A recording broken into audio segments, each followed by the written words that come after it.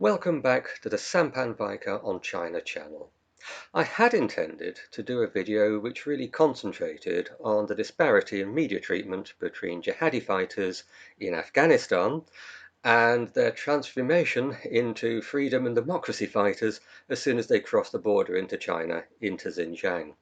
And this is still a subject I would like to touch on, although I pretty much said all there is to be said about it in that simple sentence.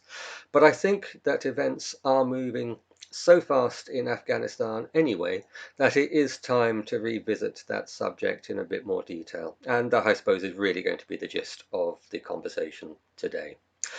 I think all the world has been watching in surprise, horror, you name it, at the speed of which the government forces in Afghanistan have lost control of huge quantities of this, huge swathes of the country, a lot of major cities, most of the provincial capitals. It is a country that has literally fallen in a few days, and you look at it with any kind of critical eye, and it's quite obvious that there is a huge amount of disinformation and misdirection being put out by the mainstream media in relation to this. It's described as Taliban advance, falling to the Taliban. It makes it sound as though there is this massive front line sweeping across the nation with divisions rolling into all quarters and seizing everything that comes into their sights. If you look at the map, if you apply even the slightest bit of critical thinking, it's quite obvious this is not the case. For so many, for so many cities and so many districts to fall so quickly, all over the country, and pretty much all other parts other than a small section around Kabul and the centre of the country in the eastern side of Afghanistan. If this was a conventional army, you'd be talking about millions of men to do this. Heavy armour, airstrikes, and all the rest of it. These are lightly armed insurgents. I think there is a much simpler explanation for the victory of the Taliban, or which the Taliban is being accredited over the last few days, and that is it is simply a popular uprising by the people of Afghanistan against a government which has no credibility, which is largely despised by the populace throughout the country, and which is seen as nothing more than a puppet government imposed upon it by a hostile foreign conquering power, which is why it is all unravelled so quickly. And as for the Afghan National Army and all the money that's been spent on it, well, I imagine that these are guys that are motivated purely by pay. They signed up for the wages and probably being bought off by the other side, especially when it's locals on either side. They're just changing flag and bringing their equipment over, and rebel leaders are going to be more than pleased um, to welcome them on board. They're all being described as Taliban, but even as the media admit, what is the Taliban? It's this general catch-all phrase that has a few large factions which have spokesmen, all the rest of it, but a lot of it seems to be local power brokers, local warlords, local tribal leaders. In all various other parts of the country, and they're simply being identifying with or simply being included under the Taliban flag. It's just one of those situations. Lots and lots of different factions. What do we call them? Well, we'll call them all the Taliban, because simply if they acknowledge rule of some sort, acknowledge authority, certainly in a future government they will work with that government. But much of them, I suppose, are pretty local tribal groups that are just looking after their own interest and will, like good weathercocks in that situation, simply turn to blow with wherever the prevailing wind is coming from.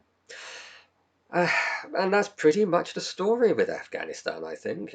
When all is said and done, there's big question marks about how the Taliban, before too long, I have no doubt they will be taking control of Kabul and forming the next government.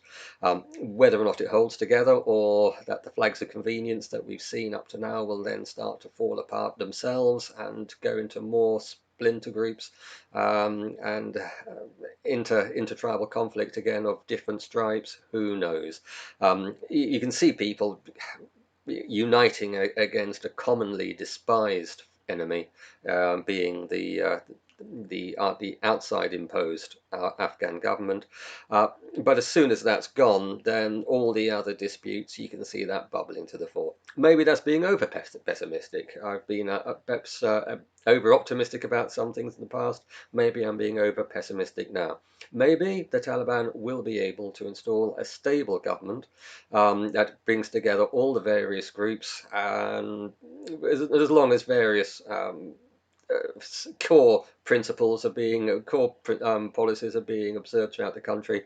Probably not too bothered about how different groups in different parts actually conduct themselves to a general degree. We shall see on that. So there is the situation with Afghanistan melting down and reforming itself. But who are the people running the Taliban? These people have been doing a lot of diplomatic visits over the last few weeks. They've been to Russia, they've been to China. They have been promising more inclusive, more tolerant rule next time around. The Russians and the Chinese seem to say, okay, we'll believe you. They have backed that up, of course, with a series of very large military exercises. Russians and CSTO countries in Tajikistan, and of course Russia and China in Gansu province.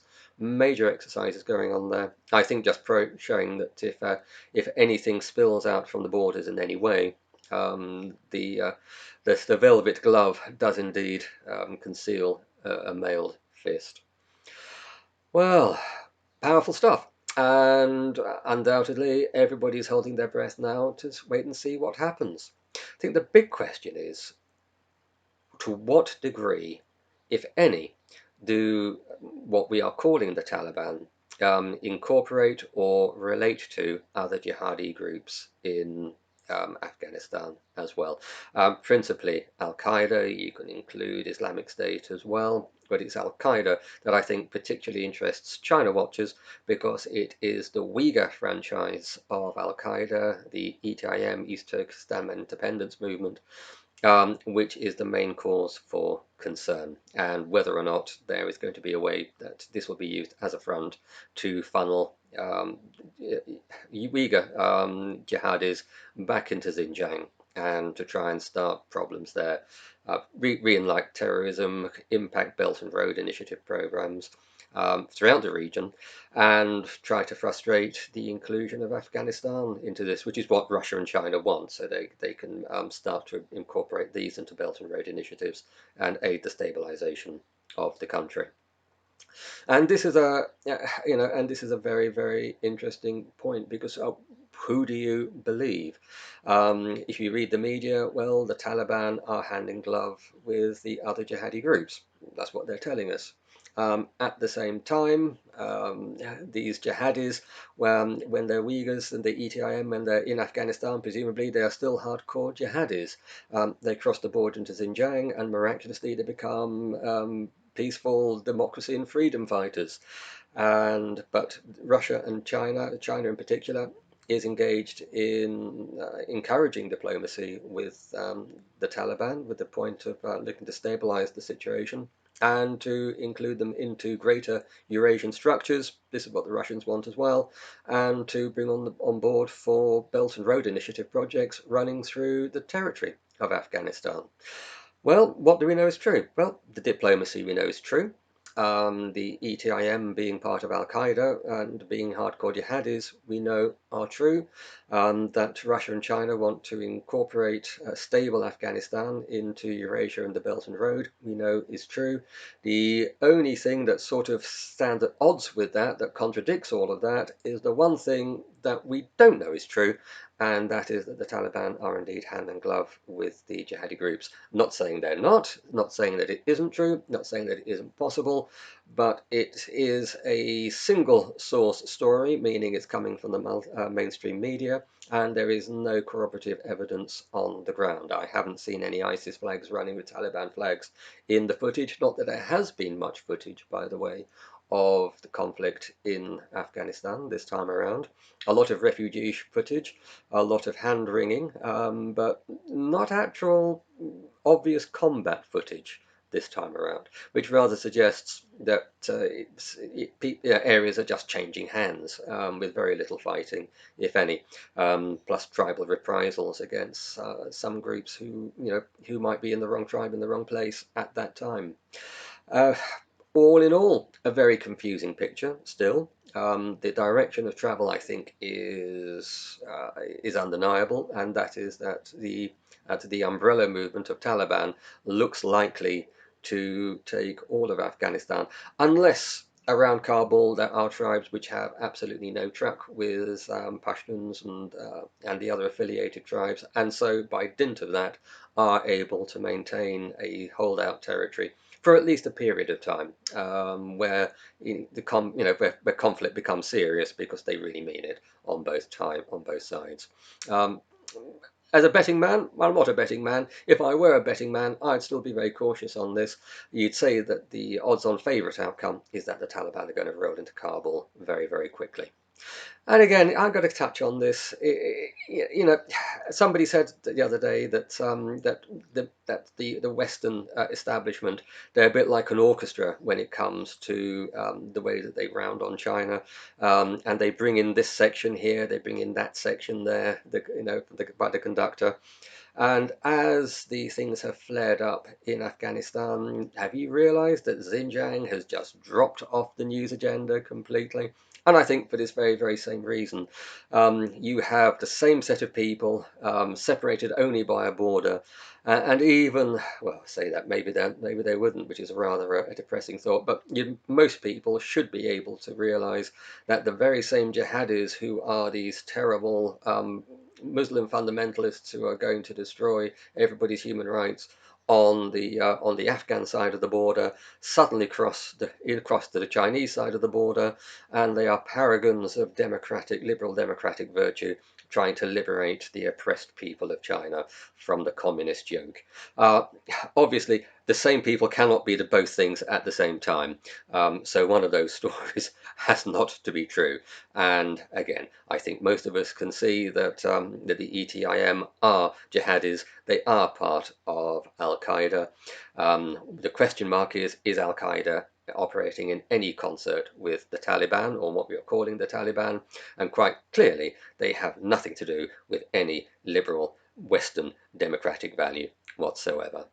Well, that's a quick roundup of the situation in Afghanistan. It is fast moving, and I dare say it is one that is going to be revisited again on fairly frequent intervals as the situation does unfold.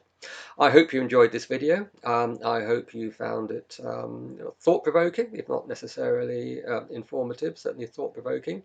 If you did, please like. If you don't subscribe, please do subscribe. It's free to do. If you'd like to be notified of other videos on this channel, please ring the bell. If you'd like to share, hit the share button. And if you have any contribution to make or questions to ask, or simply want to voice an opinion, do leave a comment. I'll be only too happy to reply to as many as I can. Thank you very much. I look forward to you joining me on the next video.